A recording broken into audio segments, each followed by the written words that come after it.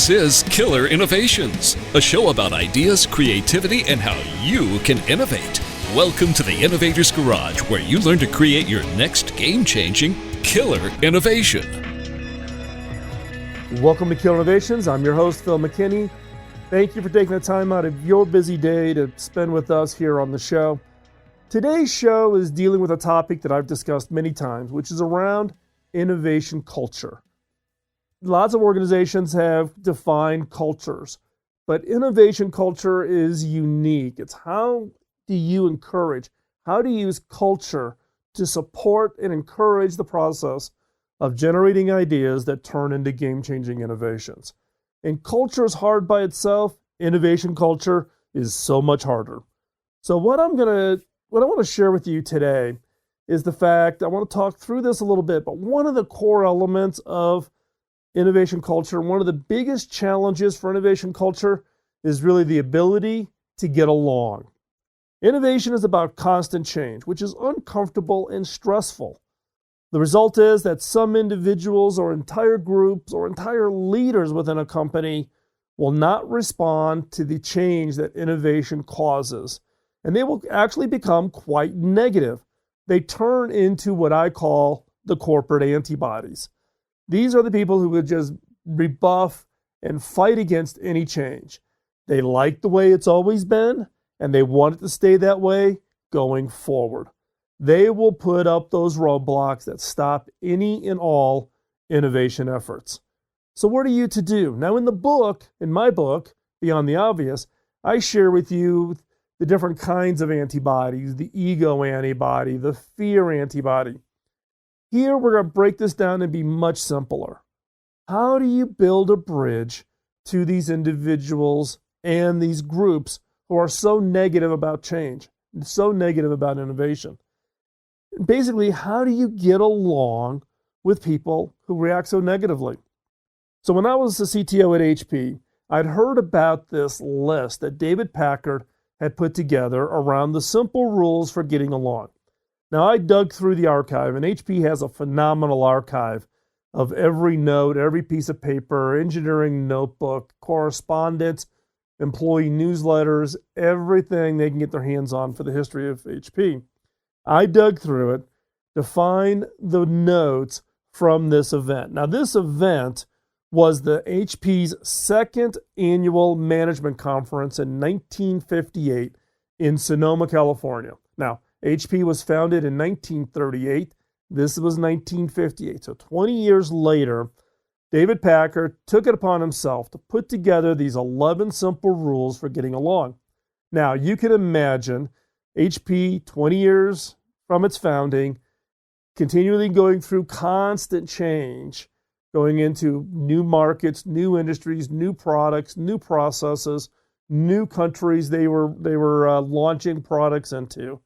I'm sure it was injecting a lot of stress and therefore causing this friction. And the fact that David Packard took it upon himself to sit down and pen these 11 rules was clearly a signal to the HP team, and more importantly, to the leaders at Hewlett Packard, that they needed to work harder at getting along, getting to be more supportive of those efforts, and therefore not create such a negative atmosphere inside of HP.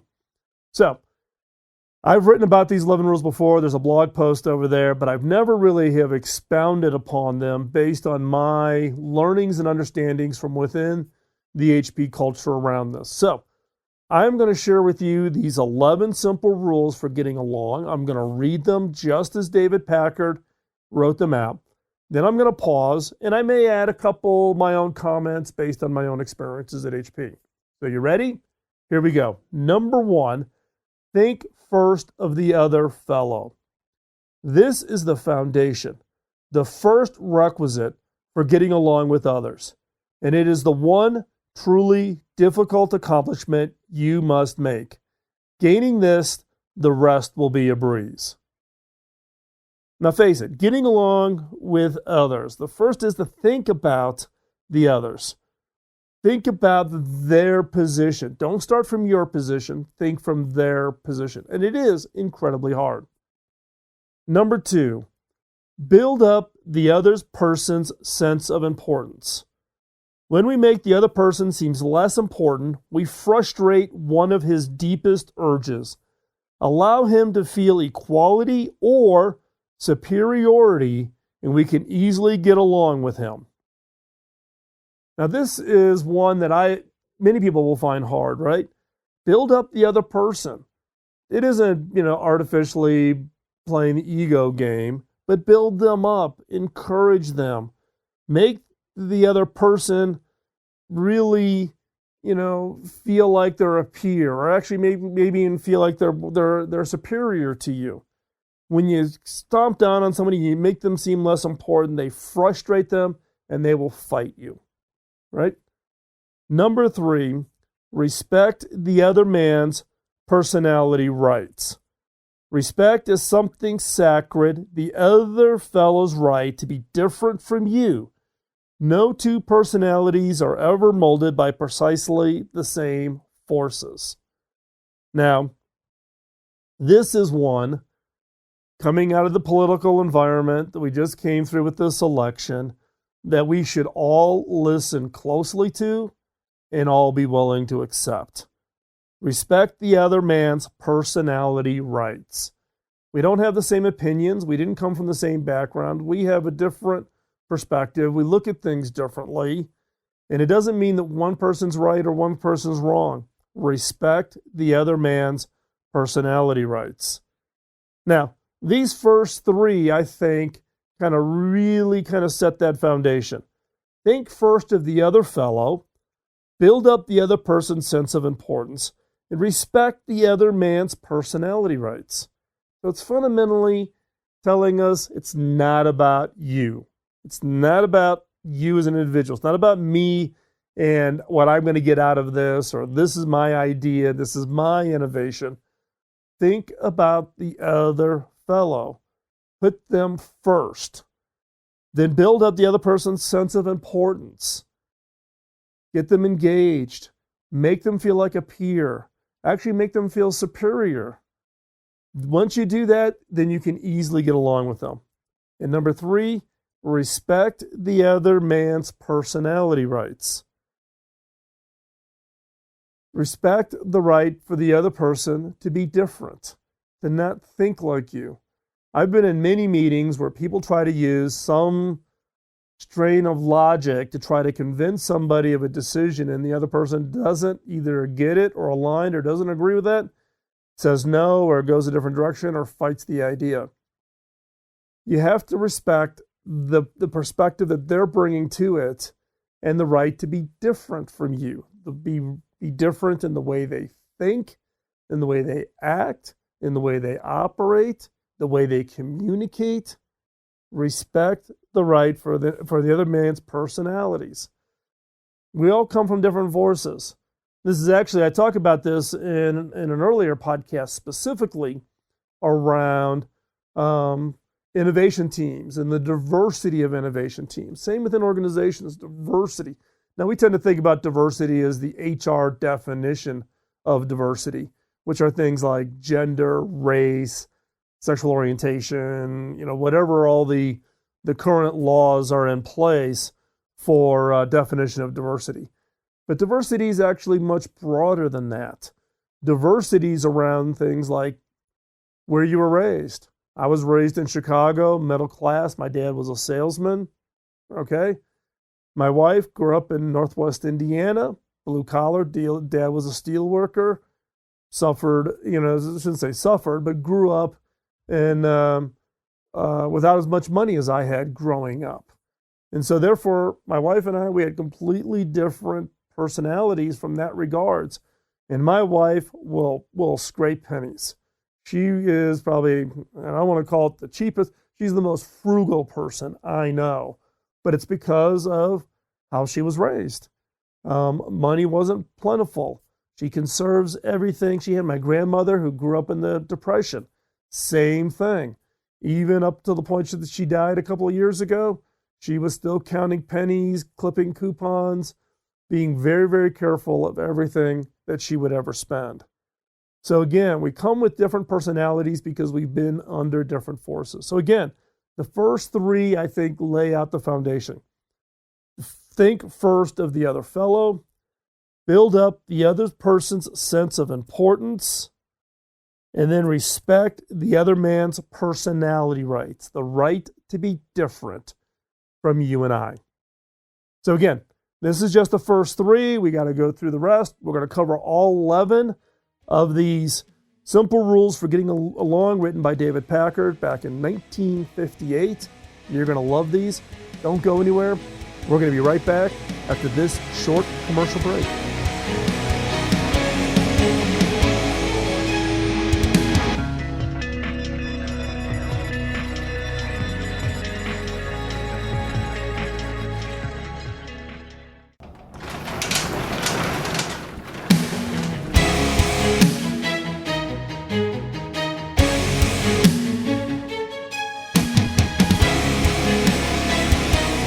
This is Killer Innovations, a show about ideas, creativity, and how you can innovate. Welcome to the Innovator's Garage, where you learn to create your next game-changing killer innovation. Welcome back to Killer Innovations. We're going to pick up our conversation here on the 11 simple rules for getting along that was written by David Packard and shared at the second annual management meeting in Sonoma in 1958.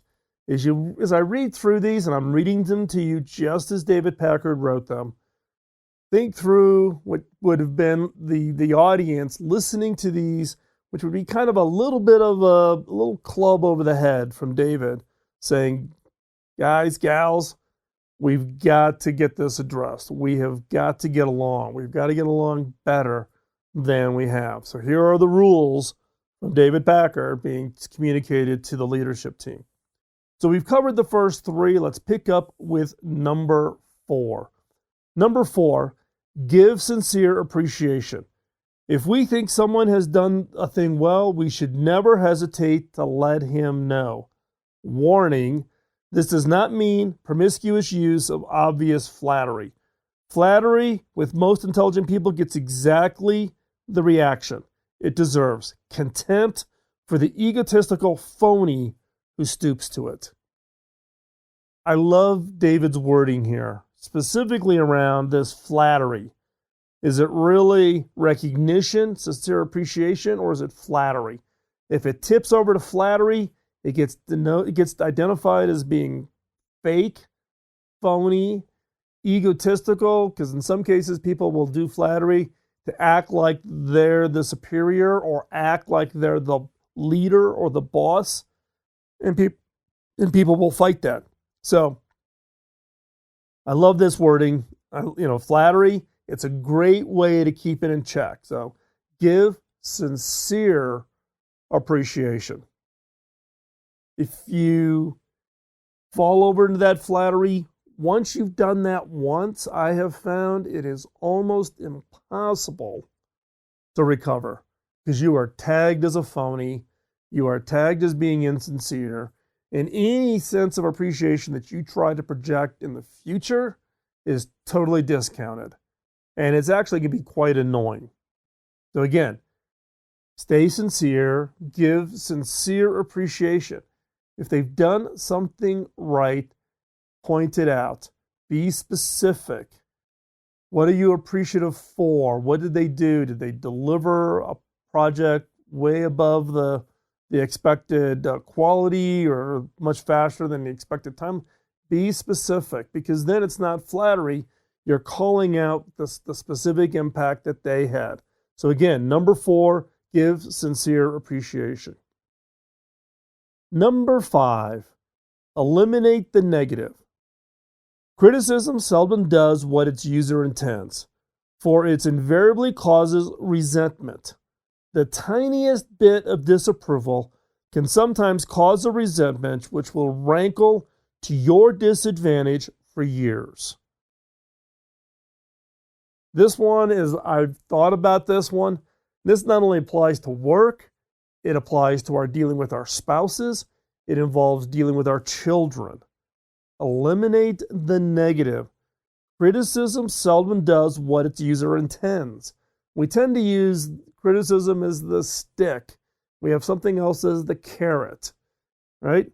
What David is saying here is just eliminate the negative. Don't play the game.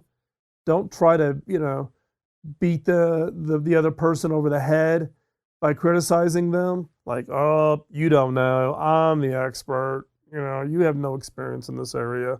Or you've done something wrong. You don't know how to do that. See, you should have done it this way, but you did it that way. Eliminate the negative, because criticism seldom does what its user intends, because it builds up that resentment. And again, it's pretty easy to build up that resentment. It's very hard to tear that resentment down, to reach over and get rid of all the bad things you've done in the past. It's much easier just to never do them right out of the gate. So again, just eliminate the negative. Number 6, avoid openly trying to reform people.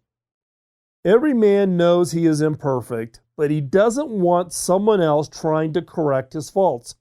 If you want to improve a person, help him to embrace a higher working goal, a standard, an ideal, and he will do his own making over far more effectively than you can do it for him.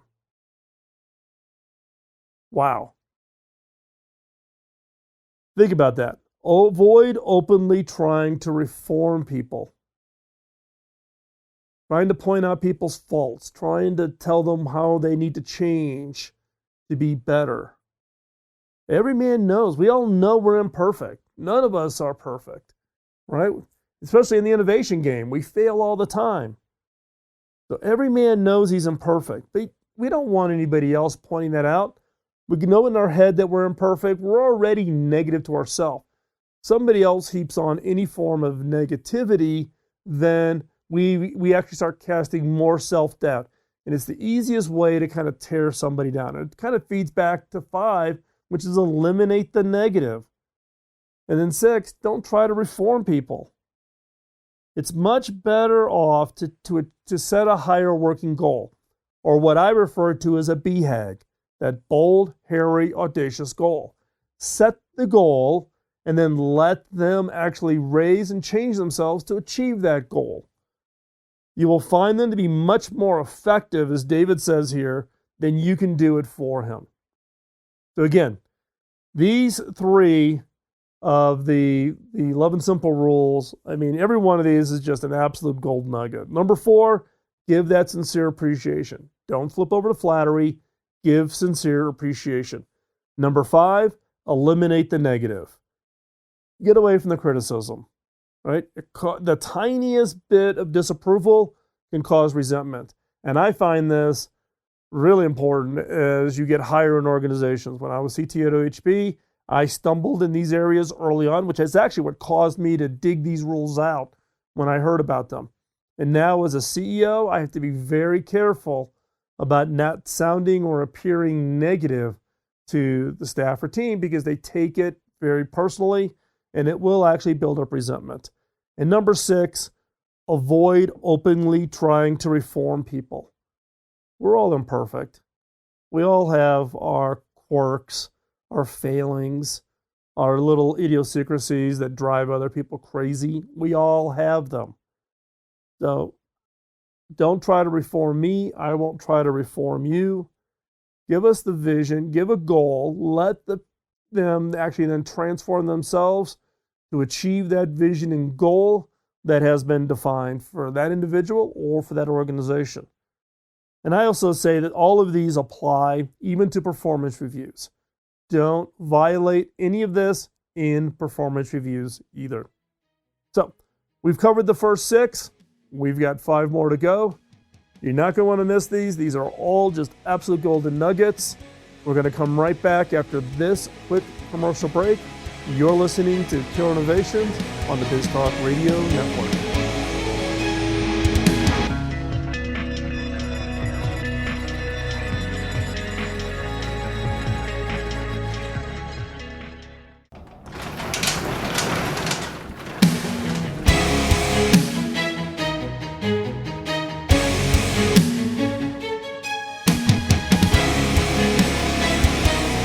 This is Killer Innovations, a show about ideas, creativity, and how you can innovate. Welcome to the Innovator's Garage, where you learn to create your next game-changing killer innovation. Before we jump back into this episode, I want to thank our sponsor today, which is Zoom. Zoom delivers a video collaboration tool that creates flawless video, clear audio, and instant sharing. I use Zoom every day. I'm in multiple Zoom calls with my members of my team all over the world. In fact, I just came back from Asia and Europe and literally live in Zoom no matter where I'm at in the world, and it just always works. Now, we don't take sponsors on the show unless it's products and technologies that we've actually used. In this case, I was using Zoom for over a year before Zoom offered to step up and become a sponsor. And the sponsorships that we receive from Zoom and our previous sponsors actually not only help defer the cost so the content stays free to you, but it also allows us to do a better job of supporting the nonprofit charities, which is hackingautism.org and pioneer.education. So we thank Zoom for that support. And what they've done is they've given us the ability to give you a free account. You get a free account on Zoom that allows you to bring together up to 50 people. That's right, 50 people in any call you want. And you can actually use this account to have multiple meetings, and it's a maximum attendance of up to 50 people. So check it out. Visit killerinnovations.com/Zoom to find out more. So we're talking about the 11 simple rules for getting along that David Packard wrote and shared with the leadership team in 1958. We've covered the first 6. Let's pick up with number 7. Number 7, try to understand the other person. How would you react to similar circumstances? When you begin to see the whys of him, you can't help but get along better with him. This is kind of the opposite, or kind of a similar perspective of walking the other person's shoes. Try to understand the other person. Understand their background. Understand where they're coming from. Understand their life's experiences. Understand a little bit more about them than just what you see in the office. Number 7 is try to understand the other person. Again, how would you react if you had the same background, same experiences, or you're sitting on the other side of the table? Think about that other person and try to understand their perspective. Okay? Number 8, check first impressions. We are especially prone to dislike some people on first sight because of some vague resemblance, of which we are usually unaware, to someone else whom we have had a reason to dislike. Follow Abraham Lincoln's famous self-instructions, quote, "I do not like that man, therefore I shall get to know him better," end of quote. Now, this is a funny one. We tend to create these first impressions, and it's, whether we, how they look or how they dress or how they said hello. And we will make first impressions because subconsciously what we do is when we see that person, we attach them to somebody else in our history who we don't like, who mistreated us, who wasn't very nice, and we project onto them that experience because of this snap first impression. It's similar to like when you're naming your children. I remember when we started having our family and we were pregnant with our first daughter, and you're going through the baby name book, right? So you're listing off names, and you list off a name, and my wife would go, no, can't have that name. And I'm like, why? I like that name. And she's like, oh, no. There was a girl in the 3rd grade who pulled my hair on the playground. I hated her. Can't have that name. It's a similar thing where these memories project onto impressions. Can't have that name because it reminds me of somebody. The same thing applies when we make snap first impressions.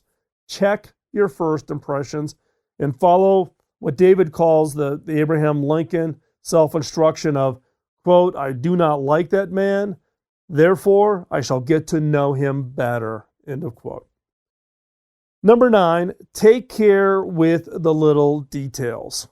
Watch your smile, your tone of voice, how you use your eyes, the way you greet people, the use of nicknames and remembering faces, names and dates. Little things add polish to your skill in dealing with people. Constantly, deliberately think of them until they become a natural part of your personality. Now, I'm going to admit, this number 9 is the hardest one for me out of all 11.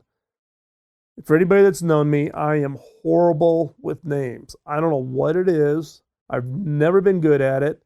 I still struggle with it every day. I'll go to conferences, shows, walk through airports. People will walk up. They greet me. I may have never met them. They may know me from the radio show, the podcast, or read articles about me. But, I treat them friendly, but I cannot place the names. Bill Hillett and David Packard had a reputation of being phenomenal with dates and names, remembering employees' birthdays, remembering employees' families and their children's names, anniversary dates. Now, when I left HP, it was 240,000 employees. A little hard to do that, but they prided themselves on doing that early on, and it makes people feel like they're part of the organization.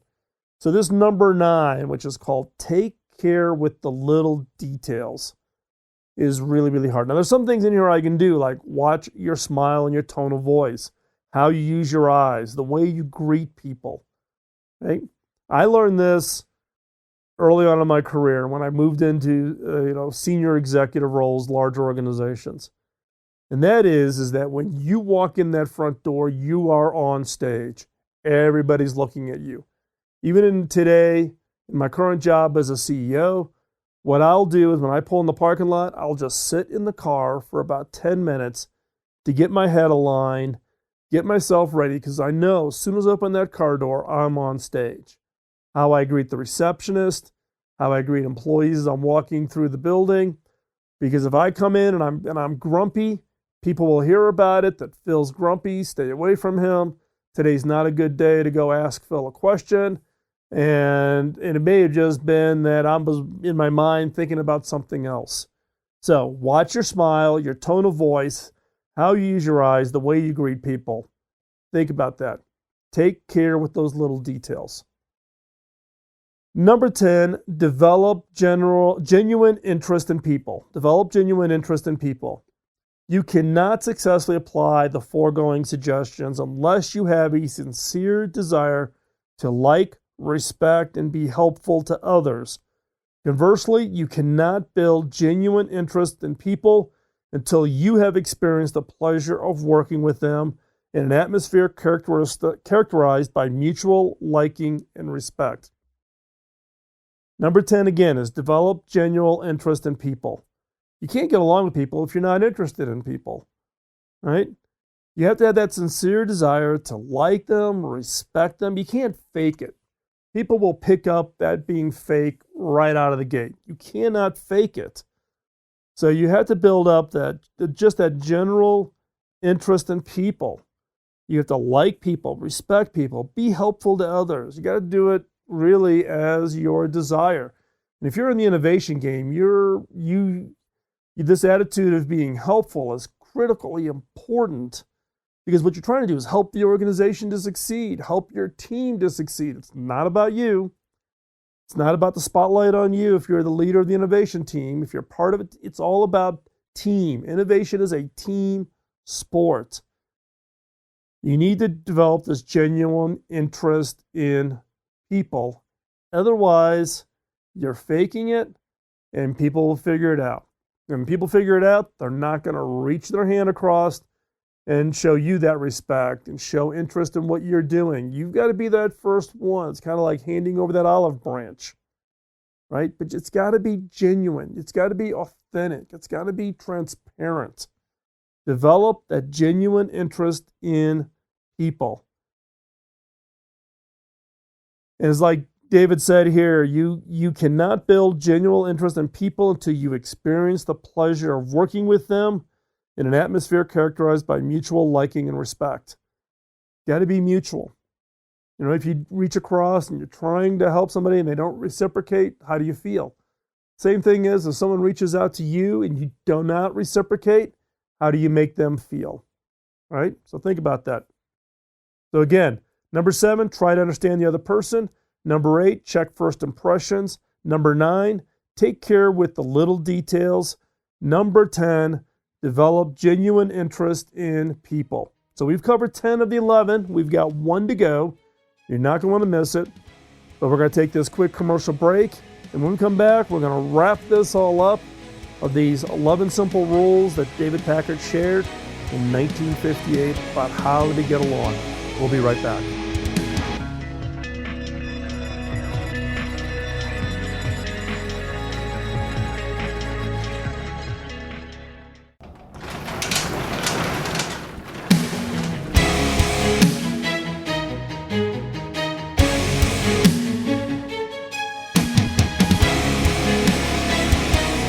This is Killer Innovations, a show about ideas, creativity, and how you can innovate. Welcome to the Innovator's Garage, where you learn to create your next game-changing killer innovation. Welcome back to Killer Innovations. We're talking today through the 11 simple rules for getting along that David Packard shared in 1958 at the second annual Hewlett-Packard Managers Meeting. So, what is number 11? Before I share that with you, let's go back through the first 10. Number 1, think first of the other fellow. Number 2, build up the other person's sense of importance. Number 3, respect the other man's personality rights. Number 4, give sincere appreciation. Number 5, eliminate the negative. Number 6, avoid openly trying to reform people. Number 7, try to understand the other person. Number 8, check first impressions. Number 9, take care with the little details. Number 10, develop genuine interest in people. And what's number 11, and this is just a sign of David Packard's sense of humor, is number 11 is keep it up. That's all. Just keep it up. Do the first 10, do them over again, remind yourself, post them on the wall, think about them before you're interacting with other people, remind yourself where you're the weakest. In my case, it's number 9, take care with the little details. One I have to especially work hard at. But again, number 11 is just keep it up. Now I'm going to document all 11 of these just as David Packard wrote them. I'll have them up on the show notes. You're going to want to hop over to killerinnovations.com, download them, print them out, paste them up on the wall.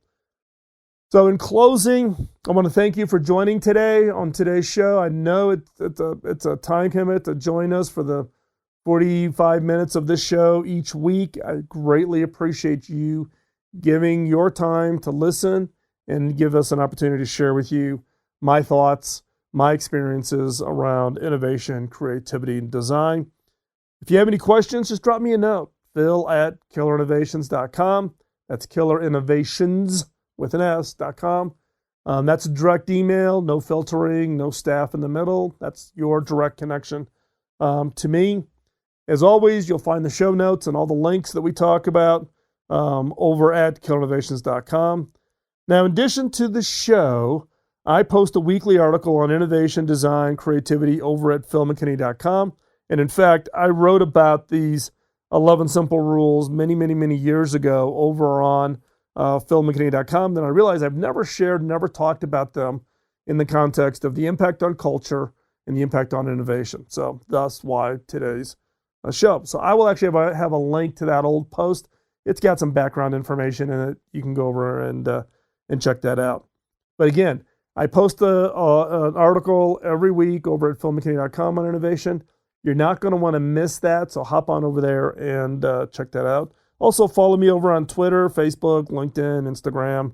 Just search for Phil McKinney, all one word. Now, the one thing I do want to talk about here, just as giving you a heads up, is we've got a new product over in Innovation Tools, which is the store. So it's innovation.tools, Tools. And this is the Killer Question Card Deck. It's the 40 questions that I've included in the book, but we've put it into a card deck form. People have been hounding me for this for the last, decade, 10 years at least, asking for the card deck. This is volume 1. We'll put out more. Seth Taylor, Stoshin, who's a longtime listener to the show, did the design work on the card deck. Phenomenal. They're just absolutely gorgeous. We had them printed by a printer who specializes in doing playing cards, so they're very durable. You can use them in brainstorming sessions. You can use them just on your own in the morning. Pick one out, use it as an exercise to get your creative muscle going. So those are now available over at innovation.tools. You can go over there. You can check it out. You can order them. They get shipped right to you. We're shipping those globally. A little bit of a shipping costs outside the United States. We'll try to keep that as low as possible to get those in as many hands as we can. The early people who've bought the early sets started posting up comments. We greatly appreciate those. So thanks for all of you who've posted up reviews on your the Killer Question card decks that you've received. And you can go over there, a lot of photographs. You can see how the cards, what they look like. And again, if you need any design work, contact Seth Taylor over at Stoshin up in Salt Lake City, Utah. They just knocked it out of the park. Did a great job. One quick favor, can you write a review of the show? Hop on over to iTunes. Only going to take you 15 seconds, please. These reviews, one, it allows us to hear directly from you, your feedback on the show. Even if you're a longtime listener, it's been a while, tell us you're still out there. Tell us you're still listening. Greatly appreciate that. And you can do it over on iTunes or wherever you get your podcast. And also, help me pay it forward. The reason we do the podcast, the reason I do the radio show is my way of paying it forward. I had an early mentor who invested an unbelievable amount of time, and that foundation, that early mentoring, put me on the right track for the success I ultimately achieved. When I asked Bob Davis, how do I pay him back? He laughed and goes, you can't pay me back. You have to pay it forward. And so this podcast started in 2005, was an experiment about my ability to reach as many people as possible and pay it forward. So help me pay it forward by telling others about the show. And we greatly appreciate that. Now, the one thing that I would ask is don't let this show just kind of slip away. Take a look at the 11 rules, go back, reference them, refer to them, remind yourself, because these are great tools to deal with the innovation antibodies. And remember, there are innovation bodies out there. Doesn't matter what size your organization you have, but don't let them win. You and your organization's future depends on it. Honestly, it depends on it. So get out there and innovate each and every day. Keep that creative muscle toned up and ready so that you can create that next game-changing innovation. And we'll talk to you next week. Bye-bye.